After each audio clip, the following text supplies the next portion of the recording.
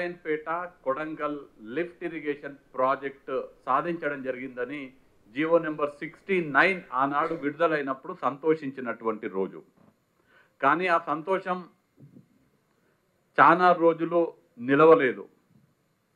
తెలంగాణ రాష్ట్రం ఏర్పడిన తర్వాత ఏర్పాటైనటువంటి మొదటి ప్రభుత్వం టిఆర్ఎస్ ప్రభుత్వం, ప్రజా వ్యతిరేక ప్రభుత్వం, ఏ జీవో అయితే ఏ జీవో నెంబర్ 69 ద్వారా మక్తల్ నియోజకవర్గంలోని ఉట్కూరు మక్తల్ మండలాలకు కలిపి దాదాపు 25,000 ఎకరాలకు సాగునీరు అందిస్తుందో, ఏ జీవో నెంబర్ 69 ద్వారా Narayanpet Kodangal lift irrigation project Narayanpet నియోజకవర్గంలో ఉన్నటువంటి నారాయణపేట, ధన్వాడ, దామరగిద్ద, దౌలతాబాద్ మండలాలలో 30,000 ఎకరాలకు సాగునీరు అందిస్తుందో, ఏ Narayanpet Kodangal lift irrigation project Kodangal నియోజకవర్గంలో ఉన్నటువంటి కొడంగల్, కోస్గి, మద్దూర్, బొమ్రాజ్పేట్ మండలాలలో దాదాపు 45,000 ఎకరాల కంటే మొత్తం ఈ 3 నియోజకవర్గాలు కలిపి మక్తల్, నారాయణపేట, కొడంగల్లో 1,00,000 ఎకరాలకు సాగునీరు అందించేటువంటి ఈ ప్రాజెక్ట్ని తుంగలోకి తొక్కి ఈ ప్రాజెక్టు పనులు గనక చేపడితే, ఈ ప్రాజెక్టు ఎగ్జిక్యూట్ అయితే ఎక్కడ రేవంత్ రెడ్డి గారికి పేరు వస్తుందో, ఎక్కడ ప్రభుత్వానికి పేరు వస్తుందో అనేటువంటి చాలా కుటిలమైనటువంటి ఆలోచనతో రైతులకి ప్రభుత్వం టిఆర్ఎస్ ప్రభుత్వం. ఆనాటి నుంచి నేటి వరకు ఆ ప్రాంతంలో ఉన్నటువంటి ప్రజాప్రతినిధులు, ఆ ప్రాంతంలో ఉన్నటువంటి రైతు నాయకులు, రైతు కూలీలు అందరూ కూడా మా ప్రాంతం బాగుపడాలంటే ఈ యొక్క ఏదైతే Narayanpet Kodangal lift irrigation project పనులు చేపట్టాలని పదే పదే చెప్పడం జరిగింది. కుయుక్తులతో కుటిలంగా ప్రభుత్వం ఏం చేసిందంటే, పక్కనే ఉన్నటువంటి 20 కిలోమీటర్లలో ఉన్నటువంటి కృష్ణమ్మ నీళ్లు, అంటే తోడుకుంటే వచ్చేంత దూరంలో ఉన్నటువంటి కృష్ణమ్మ నీటిని, అది కూడా ఎష్యూర్డ్ వాటర్, ఈ ప్రాజెక్ట్ ఈ జీవో నెంబర్ 69 ద్వారా రైతులకు వచ్చేది ఎష్యూర్డ్ వాటర్. ఇది కాకుండా పాలమూరు రంగారెడ్డి టైలెంట్కి ఈ ప్రాంతాన్ని ఈ ఆయకట్టుని టైలెంట్కి పెట్టి ఎష్యూర్ వాటర్ని కాకుండా ఎష్యూర్ వాటర్ ఇవ్వకుండా ఫ్లడ్ వాటర్ ఇచ్చేటట్టుగా ఈ ప్రాంతం యొక్క రైతుల నోట్లో మట్టి కొట్టడం జరిగింది. ఇవాళ శాసనసభ్యులు, మక్తల్ శాసనసభ్యులు శ్రీహరి గారు కానివ్వండి, నారాయణపేట శాసనసభ్యురాలు పర్ణికా రెడ్డి గారు కానివ్వండి, ఈ ప్రాజెక్టు పైన చిత్తశుద్ధి ఉన్నటువంటి జి మధుసూదన్ రెడ్డి గారు కానీ, ఎన్ఎం శ్రీనివాస్ రెడ్డి గారు కానీ, ఇవాళ మేమందరం కూడా గౌరవ ఇరిగేషన్ మంత్రి వర్యులు ఉత్తమ్ కుమార్ రెడ్డి గారిని కలిసి ఆనాడు రేవంత్ రెడ్డి గారు ఏ జీవో అయితే తీసుకొచ్చి ఏ నారాయణపేట కొడంగల్ ప్రాజెక్ట్ని చేపట్టాలని పునాదులు వేసినారో, ఈ శాసనసభ్యులు అందరూ కూడా ఇక్కడ ఉన్నటువంటి శ్రీహరి గారు కానీ, పర్ణిక గారు కానీ, రేవంత్ రెడ్డి గారు కూడా ఎన్నికల సందర్భంగా ఆ ప్రాంత ప్రజలకు, మక్తల్, నారాయణపేట, కొడంగల్ నియోజకవర్గ ప్రజలకు చాలా స్పష్టమైనటువంటి హామీ ఇవ్వడం జరిగింది. కాంగ్రెస్ పార్టీ రేపు అధికారంలోకి రాబోతుంది. అధికారంలోకి వచ్చిన తర్వాత ఖచ్చితంగా ఈ ప్రాంత ప్రజల కల అయినటువంటి నారాయణపేట్ కొడంగల్ లిఫ్ట్ ఇరిగేషన్ని పనులు ప్రారంభించి ఈ ప్రాజెక్ట్ని చేపడతామని చాలా స్పష్టమైనటువంటి హామీ ఎన్నికలకు ముందు ఇవ్వడం జరిగింది. ఏదైనా హామీ ఇస్తే హామీ ఇచ్చినట్టుగా నిలబెట్టుకునేటువంటి పార్టీ కాంగ్రెస్ పార్టీ. ఇవాళ మేమందరం కూడా ఉత్తమ్ కుమార్ రెడ్డి గారిని రిక్వెస్ట్ చేయడం జరిగింది. ఈ యొక్క గతంలో ఏదైతే ఈ 69 జీవో ద్వారా 1,450.51 కోట్లు ఎస్టిమేట్ తోటి ఈ ప్రాజెక్ట్ చేపట్టాలని, అలానే ఆనాడు 133 కోట్ల 86 లక్షలు ఆనాడు శాంక్షన్ చేయడం జరిగింది. ఆనాడు ఈ ప్రాజెక్ట్ యొక్క ఎస్టిమేట్స్ 1,450 కోట్లు 51 లక్షలు. దీన్ని రివైజ్ చేసి, అంటే ఈ రోజు ఉన్నటువంటి రేట్లకు ఈ ప్రాజెక్ట్ని రివైజ్ చేసి యుద్ధ ప్రాతిపదికన ఈ ప్రాజెక్ట్ని మళ్ళీ ఇనిషియేట్ చేసేటట్టుగా ఉత్తమ్ కుమార్ రెడ్డి గారిని మేము కోరడం జరిగింది. మేము ఉత్తమ్ కుమార్ రెడ్డి గారికి కృతజ్ఞతలు తెలియజేస్తున్నాము. ఈ ప్రాంత ప్రజల అభీష్టం మేరకు వారు ప్రభుత్వం తరపున ఈ ప్రాజెక్ట్ని అత్యంత ప్రతిష్టాత్మకంగా తీసుకొని అత్యంత ప్రాధాన్యతతో ఈ ప్రాజెక్టుని వేగవంతంగా దీనికి సానుకూలంగా స్పందించి వేగవంతంగా వీలైనంత తొందరగా ఈ ప్రాజెక్టు మళ్ళీ రూపకల్పన అయ్యే విధంగా సహకరిస్తామని ఉత్తమ్ కుమార్ రెడ్డి గారు చెప్పడం జరిగింది. మేము ఇవాళ ఉత్తమ్ కుమార్ రెడ్డి గారిని కోరినట్టుగా ఉత్తమ్ కుమార్ రెడ్డి గారు గౌరవ మంత్రిగా వారు దీన్ని వేగవంతం చేయాలని, అలానే ఈ ప్రాంతానికి సంబంధించినటువంటి అన్ని విషయాలు తెలిసినటువంటి ఈ ప్రాజెక్టుకి పునాదులు వేసినటువంటి ఎవరైతే ముఖ్యమంత్రిగా ఇవాళ రేవంత్ రెడ్డి గారు ఉన్నారో వారిని కూడా మేము అందరం కూడా ఆ ప్రాంత ప్రజల తరఫున వారికి అన్ని విషయాలు తెలుసు. అయినా ఇవాళ వారు ముఖ్యమంత్రిగా మా బిడ్డ అయినటువంటి మా పాలమూరు బిడ్డ అయినప్పటికీ గౌరవ ముఖ్యమంత్రి గారు కాబట్టి మేము వారిని ఒక ముఖ్యమంత్రిగా ఈ ప్రాజెక్ట్ని వీలైనంత తొందరలో ఈ ప్రాజెక్ట్ ఎగ్జిక్యూట్ అయ్యేటట్టుగా తగు చర్యలు తీసుకోవాలని గౌరవ ముఖ్యమంత్రి గారిని కూడా కోరడం జరుగుతుంది. ఈ ప్రాజెక్టే కాక మిగతా కొన్ని వారి నియోజకవర్గాలకు సంబంధించినటువంటి మిగతా కొన్ని ప్రాజెక్టులకు సంబంధించినటువంటి అంశాలను కూడా గౌరవ శాసనసభ్యులు మంత్రి గారి దృష్టికి తీసుకెళ్లడం జరిగింది. అవి కూడా వారు ఆ విషయాలు మీకు వివరిస్తారు. ఇప్పుడు థ్యాంక్ యూ.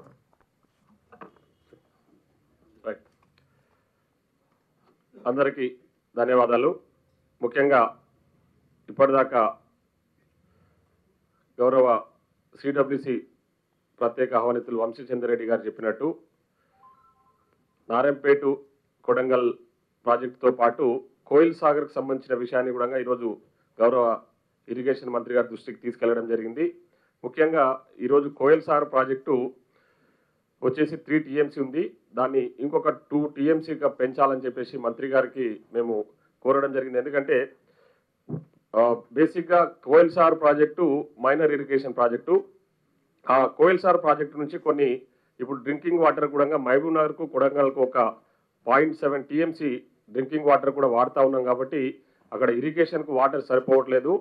కాబట్టి దానికి ఇంకొక 2 TMCs వాటర్ పెంచుకునే విధంగా దాన్ని ఆయకట్టు పెంచుకోవాలని చెప్పేసి, అంటే ప్రాజెక్టును విస్తరించాలని చెప్పేసి మంత్రి గారి దృష్టికి నేను, మహబూబ్ నగర్ శాసనసభ్యులు, అదేవిధంగా వంశీచంద్రెడ్డి గారు, పర్ణికారెడ్డి గారు, శ్రీహరి గారు అందరం కలిసి రిప్రజెంట్ చేయడం జరిగింది. ఎందుకంటే ఇప్పుడు కోయిల్ సాగర్ ప్రాజెక్టు దేవరకద్ర కాన్స్టిట్యున్సీకి, అదేవిధంగా నారాయణపేటకు మరియు మహబూబ్ నగర్ కూడా ఉపయోగకరంగా ఉంది. కాబట్టి అది పెంచాలని చెప్పేసి మేము మంత్రి గారి దృష్టికి తీసుకెళ్తే మంత్రి గారు ఆ విషయంలో కూడా సానుకూలంగా స్పందించడం జరిగింది.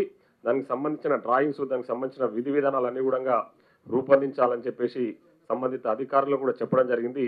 ఈ సందర్భంగా మహబూబ్ నగర్, దేవరకద్ర, అదేవిధంగా నారాయణపేట ప్రజల తరఫున మా గౌరవ మంత్రి గారికి కృతజ్ఞత తెలియజేస్తాను. ధన్యవాదాలు.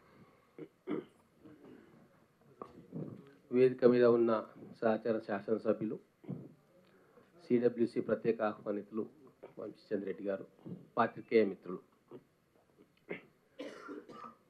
గతంలో కాంగ్రెస్ ప్రభుత్వం ఉన్నప్పుడు ఉమ్మడి మహబూబ్ నగర్ జిల్లాకు ఉపయోగపడే ప్రజల రైతుల భూములకు నీళ్ళు వచ్చే పథకాలు ఆ రోజు ప్రవేశపెట్టడం జరిగింది.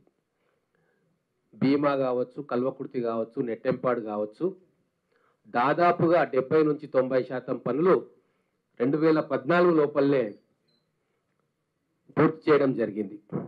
అయితే పశ్చిమ మహబూబ్ నగర్ జిల్లా కొడంగల్, నారాయణపేట, దేవరకద్రకు వీటి నుంచి పూర్తిగా నీళ్లు రాకపోవడంతో పాలమూరు రంగారెడ్డి అనే ప్రాజెక్టుకు ఆ రోజు ఉద్యమకారులు, ఇంజనీర్సు, తర్వాత కాంగ్రెస్ ప్రభుత్వంలోని ఎమ్మెల్యేలు, మంత్రులు సూత్రప్రాయ అంగీకారంతో ఆ రోజే జీవో తీసుకురావడం జరిగింది.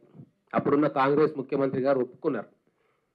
అంటే జూరాల నుంచి కృష్ణా నదిని లిఫ్ట్ చేసి తీసుకుపోతే ఉమ్మడి మహబూబ్ నగర్ జిల్లాలో గత ప్రాజెక్టులు, నేను చెప్పిన ప్రాజెక్టుల నుంచి నీళ్లు ఎక్కడైతే రావో వాటికి సంపూర్ణంగా 7 లక్షల ఎకరాలకు ఆయకట్టు అందించే విధంగా, పక్కన ఉన్న వికారాబాద్ పరిగికి కూడా నీళ్లు అందించే విధంగా ఒక బ్రహ్మాండమైన పథకాన్ని ఆ రోజు రూపకల్పన చేస్తే, తెలంగాణ వచ్చిన తర్వాత ఈ దుర్మార్గపు ముఖ్యమంత్రి ఆంధ్ర కాంట్రాక్టర్లతోటి లాలూచి పడి ఆ ప్రాజెక్టు మొత్తాన్ని శ్రీశైలం బ్యాక్ వాటర్ తీసుకుపోయి 12,000 కోట్ల రూపాయలతో అయ్యే ప్రాజెక్టును దాదాపుగా 35-40 వేల కోట్ల రూపాయలకు పెంచి ఈ 10 సంవత్సరాలు కాలయాపన చేసి ఒక్క ఎకరానికి కూడా అదనంగా నీళ్ళు ఇవ్వకుండా మా పాలమూరు జిల్లాను పూర్తిగా నాశనం చేసిండు. కష్టపడి ఎక్కడో కరీంనగర్ మెదక్లో ఉన్న వాడిని తెచ్చి ఎంపీగా మా నెత్తిలో పెట్టుకుంటే తెలంగాణ ఉద్యమం కోసం పాలమూరును నట్టేట ముంచి మా పాలమూరు రైతులను సర్వనాశనం చేసిండు కేసీఆర్, ఇరిగేషన్ మంత్రి, ఆ ప్రభుత్వం. అయితే ఇప్పుడు రేవంత్ రెడ్డి గారు ముఖ్యమంత్రి అయిన తర్వాత గత పాలనలో గత ముఖ్యమంత్రి చేసిన అనేక తప్పులను సవరించే కార్యక్రమం మా ముఖ్యమంత్రి గారు, ఇరిగేషన్ శాఖ మంత్రి గారు ఉత్తమ్ కుమార్ రెడ్డి గారు చేస్తా ఉన్నారు. అందులో భాగంగానే ఈరోజు పశ్చిమ మహబూబ్ నగర్ జిల్లా ఏదైతే ఎడారి బారిన పడి వలసలు ఎక్కువగా ఉన్నాయో అక్కడికి నీళ్లు రావడానికి సత్వరమే ఉపశమనం కలగాలి రైతులకు అని చెప్పి ఆ కోడంగల్ నారాయణపేట ఎత్తిపోతల పథకంతో పాటు ఏదైతే కోయిల్ సాగర్ ప్రాజెక్టు మొదలు 1955లో మొదలుపెట్టినప్పుడు కేవలం 2.7 టీఎంసీలు మాత్రమే. కానీ కృష్ణా వాటర్ ట్రిబ్యునల్ కోయిల్ సాగర్ కు 3.9 టీఎంసీ అష్యూర్డ్ వాటర్ ఇచ్చి మహబూబ్ నగర్ పట్టణానికి తర్వాత దేవరకథలోని టేలెంట్ ఆయకట్టుకు నీళ్లు తీసుకుపోవచ్చు అని చెప్పి ట్రిబ్యునల్ ఆ రోజు ఇచ్చిన కాంగ్రెస్ ప్రభుత్వం ఆ రోజు 80 కోట్ల రూపాయలు మహబూబ్ నగర్ పట్టణానికి మిగతా దేవరకథ టేలెంట్ ఆయకట్టుకు కూడా నిధులు మంజూరు చేసిన అవన్నిటిని కూడా పక్కన పెట్టింది టిఆర్ఎస్ ప్రభుత్వం. సో అవన్నీ సరిచేసే కార్యక్రమంలో ఈరోజు మా దేవరకథ కావచ్చు తర్వాత మహబూబ్ నగర్ పట్టణానికి నీళ్లు అడిషనల్ వాటర్ సప్లై కావచ్చు, దానికోసం కోయిల్ సాగర్ వచ్చే అదనపు జలాలను ఒక 2 టీఎంసీ లేదా 3 టీఎంసీ తీసుకొచ్చి డ్రింకింగ్ వాటర్ కోసము ఒక assured drinking water supply Mahabubnagar పట్టణానికి వీలైతే జడ్చర్ల పట్టణానికి ఇవ్వడానికి మేమందరం కలిసి ఈరోజు ఇరిగేషన్ శాఖ మంత్రులను కోరడం జరిగింది. వారు కూడా చాలా పాజిటివ్ గా అతి త్వరలో ఈ కార్యక్రమం పూర్తి చేసుకుందామని చెప్పి మాకు అష్యూరెన్స్ ఇవ్వడం జరిగింది.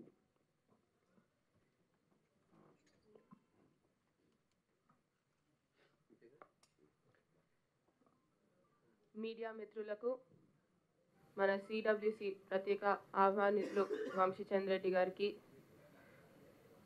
తోటి శాసనసభ్యులు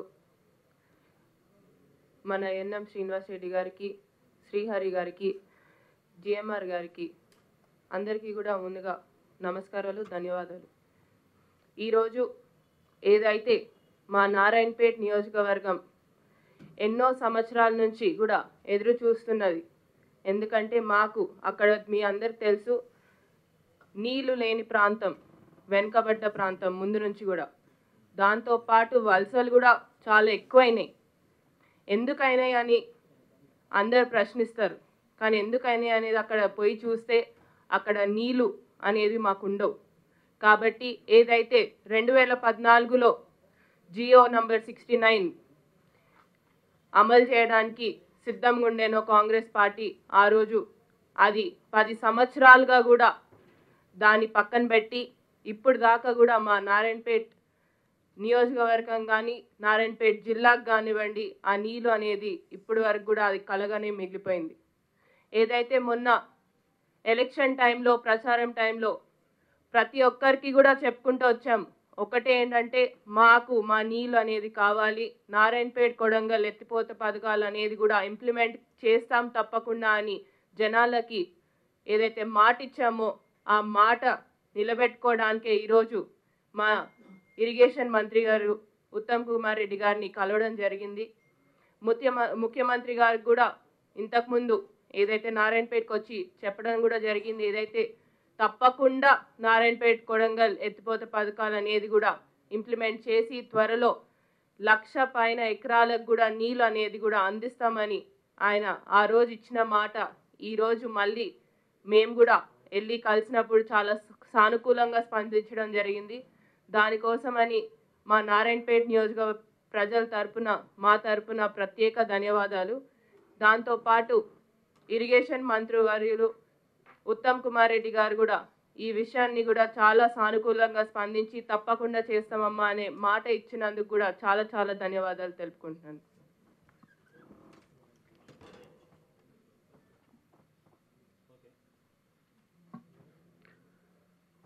ముందుగా మీడియా మిత్రులకు నమస్కారం. అట్ ద సేమ్ టైం ఈరోజు మా అందరితో కలిసి పాలమూరు జిల్లా పార్లమెంట్ ఇన్ఛార్జ్ అదేవిధంగా సిడబ్ల్యూసి ప్రత్యేక ఆహ్వానితులు అన్న వంశన గారు అందరు ఎమ్మెల్యేలు తీసుకొచ్చి ఈరోజు మాట్లాడడం